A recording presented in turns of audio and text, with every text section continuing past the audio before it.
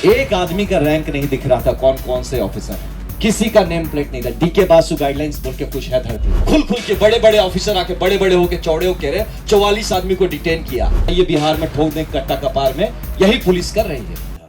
मुझे पता चला तो मैंने तब ये भी नहीं पता चल रहा था कि लेके कहाँ जा रहे थे। मैक्सिमम मैंने जिसको फोन लगा सब बोले पता नहीं भैया कहाँ लेके गए, एम्बुलेंस में लेके गए, कहाँ लेके गए, हम लोग यहाँ देख रहे हैं वहां देख रहे हैं, किसी को नहीं पता था। तो किन्हीं कारणों से कैसे भी करके मैंने अपने तरीके से उसको पता लगाया कि वो एम्स की तरफ जा रहे हैं।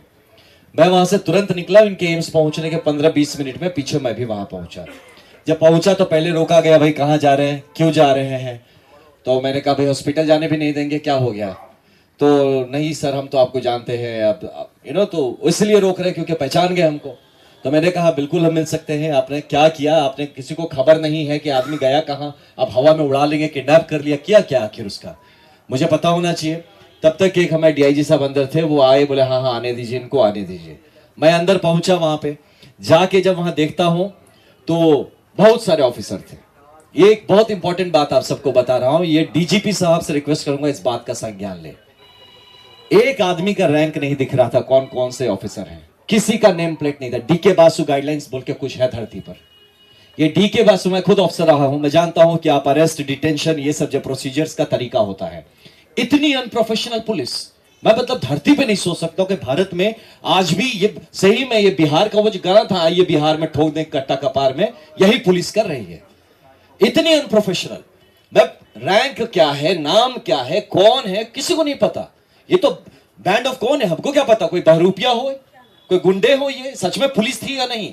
एक बंदे का नहीं दिख रहा था, आधे से ज्यादा ने कैप नहीं पहना था। बिहार पुलिस भी है कि नहीं पता नहीं, आप है कौन। तो वहां मैं सबसे पूछ रहा भैया आप कौन है, क्या है, हाँ बताया जाएगा। वहां पे आते हैं, रूम में मैं बैठा था, आके कहते हैं आपको मेडिकल टेस्ट करना होगा। प्रशांत जी पूछ रहे हैं किस केस में लाए हैं मेरे को, बताया जाएगा। अरे व्हाट इज बताया जाएगा, आपके कुछ नेचुरल राइट्स, फंडामेंटल राइट्स है ना, आपको पता तो होना चाहिए आप डिटेन हुए हैं, आपने मुझे अरेस्ट किया है, बताया जाएगा। तो बोले जब आपको ही नहीं पता आपने मेरे साथ किया क्या, आप कैसे भाई, आप पता नहीं, आप मुझे इंजेक्शन के नाम पे जहर दे देंगे तो कौन जानता है। इतनी दुश्मनी जब दिखा रहे, आप जहर भोंक देंगे मेरे अंदर और फिर कहेंगे किसी कारण से मर गया ये आदमी। तो ये रिस्क होता है ना। तो वो आदमी कैसे बोल दे कि हाँ आप मेरे शरीर के संग आप चेकिंग करिए, कुछ भी करिए, आप प्रिक करिए, कौन जानता है उस नीडल में क्या लगा के प्रिक करेंगे। तो ये सब का गारंटी आप कैसे आप उस आदमी पे भरोसा कर सकते हैं जो कि अपना आइडेंटिटी डिस्क्लोज करने को तैयार नहीं कि वो है कौन जिसने डिटेन किया है। हमें क्या पता बिहार पुलिस है कोई और है।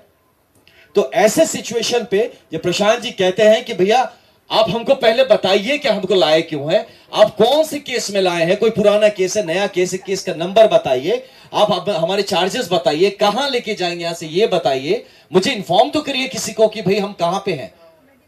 हमको फोन नहीं करने दिया जाए, भैया फोन मत करिए सर, फोन ऑफ रखिए। आप हमारे कम्युनिकेशन नेटवर्क बंद कर देते हैं। मैं फिर बोला ठीक है बाहर, मुझे बोले प्रशांत भैया कि काम करिए आप चल लीजिए बाहर, थोड़ा संभाल दीजिए, मीडिया के भी बंधु होंगे उनको बता दीजिए कि हम सेफ है, लोग में घबराहट ना आए किसी तरह का। ये आदमी लगातार सोच रहा है कि किसी तरह का विश्रृंखला नहीं होनी चाहिए, पीस मेंटेन रहना चाहिए। आप आनंद जी बाहर जी और सबको बताइए सब ठीक है, सब कोई घबराने की बात नहीं है। He was trying to make things peaceful और पुलिस उसको और उस पर डाले जा रही है घी।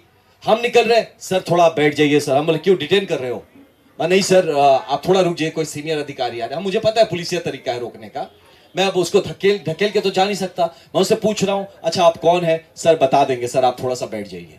ये सोचिए, ऐसे डीजीपी सर से मैं रिक्वेस्ट करता हूं, है ना, आपका एक जूनियर हूं मैं, आपसे रिक्वेस्ट करता हूं कम से कम बेसिक गाइडलाइन सिखाइए। ये बड़े बड़े गया मैं पुलिस अकेडमी बनाने से नहीं होता जहां आप डीके बासु गाइडलाइंस नहीं फॉलो करते हैं, और इतने बड़े हाई प्रोफाइल चीज में जहां प्रशांत किशोर जैसे एक व्यक्तित्व को आप डिटेन कर रहे हैं, अरेस्ट कर रहे हैं, साथ में खुल खुल के बड़े बड़े ऑफिसर आके बड़े बड़े होके चौड़े हो कह रहे 44 आदमी को डिटेन किया।